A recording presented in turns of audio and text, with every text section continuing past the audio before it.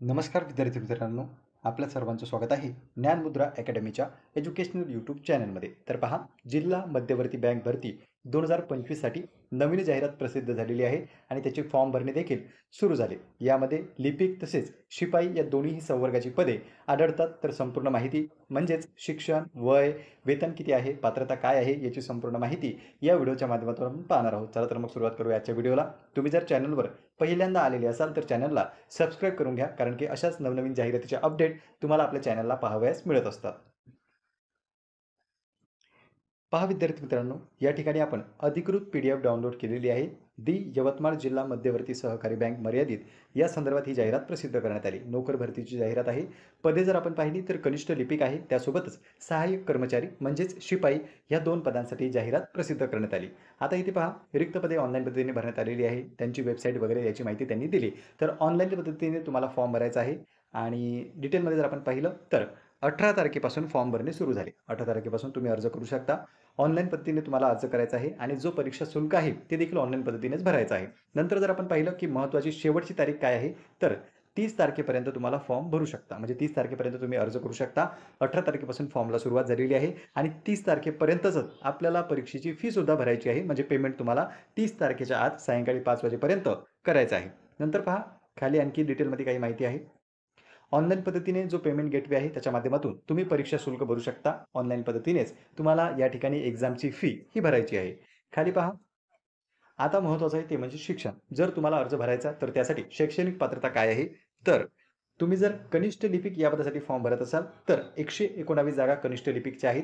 यामध्ये वय जर आपण पाहिलं तर कमीत कमी 21, जास्तीत जास्त 35, म्हणजे 21 ते 35च्या दरम्यानचे विद्यार्थी या ठिकाणी फॉर्म भरू शकतात. पात्रता काय आहे शैक्षणिक? तर कोणत्याही शाखेचा पदवीधर असला तरी चालणार आहे. म्हणजे मग BA असो, BCom असो, BSc असो, जर तुमच्याकडे पदवी आहे तर तुम्ही यासाठी नक्कीच फॉर्म भरू शकता. फक्त पदवीमध्ये तुम्हाला किमान 45% गुण असणं आवश्यक आहे. नंतर जर आपण पाहिलं तर हे काही डिप्लोमे आहेत. हे जर तुमच्याकडे असतील तर तुम्हाला आणखी प्राधान्य देण्यात येईल असं त्यांनी सांगितलं. नंतरचं पद आपण जर पाहिलं तर ते आहे सहाय्यक कर्मचारी म्हणजे शिपाई. याच्या टोटल जागा आहेत 14. याचं वय आहे 18 ते 35 वर्षे, म्हणजे कमीत कमी 18 आणि जास्तीत जास्त 35 वयापर्यंत तुम्ही फॉर्म भरू शकता. पात्रता आहे मात्र 10वी. 10वीवर तुम्ही शिपाईचा फॉर्म भरू शकता आणि ग्रॅज्युएशनवर तुम्ही कनिष्ठ लिपिक या पदाचा फॉर्म भरू शकता. वयोमर्यादा जर आपण पाहिली तर 30/9/2025 पर्यंतची वयोमर्यादा धरली जाणार आहे. आता बरेच जण प्रश्न विचारतात की माझं वय हे आहे, माझं वय ते आहे. तर पहा विद्यार्थी मित्रांनो, 30 सप्टेंबर 2025 पर्यंत तुमचं जे वय असेल ते या ठिकाणी ग्राह्य धरण्यात येणार आहे. या दिवशीपर्यंत तुमचं वय हे शिपाई पदासाठी 18 ते 35च्या दरम्यान असावं, लिपिक पदासाठी 21 ते 35 या दरम्यान असावं.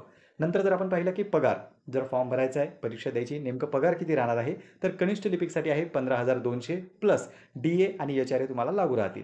सहाय्यक कर्मचारी म्हणजे शिपाईसाठी जर आपण पाहिलं तर 12,200 आणि इथेही DA प्लस HRA दोन्ही गोष्टी लागू राहतील.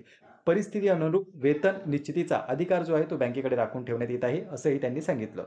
आता पहा, ऑनलाईन परीक्षा जी आहे तुमची ती कनिष्ठ लिपिक या पदासाठी 90 गुणांची होणार आहे. 90 गुणांची बहुपर्यायी म्हणजे MCQ टाईप आपले प्रश्न असतील. या ठिकाणी तुमचा लिहायचा पेपर नसून फक्त टिक मार्क करायचा पेपर आहे. MCQ म्हणजे मल्टिपल चॉईस क्वेश्चन या ठिकाणी परीक्षेमध्ये तुम्हाला असतील आणि ते असतील 90 मार्कांसाठी.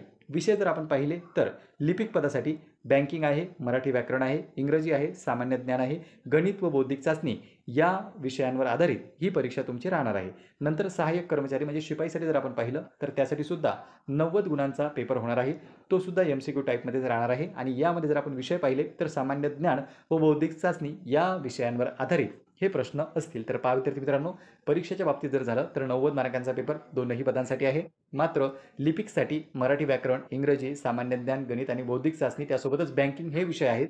तर शिपाई जे पद आहे यासाठी फक्त सामान्य ज्ञान आणि बौद्धिक चाचणी या 2 विषयावर भर आपल्याला दिलेला दिसतो. नंतर पहा, कागदपत्रे कोणकोणती लागणार आहे त्या संदर्भात त्यांनी सांगितलं. तर जी आपली शैक्षणिक कागदपत्रे असतात तीच या ठिकाणी लागतात.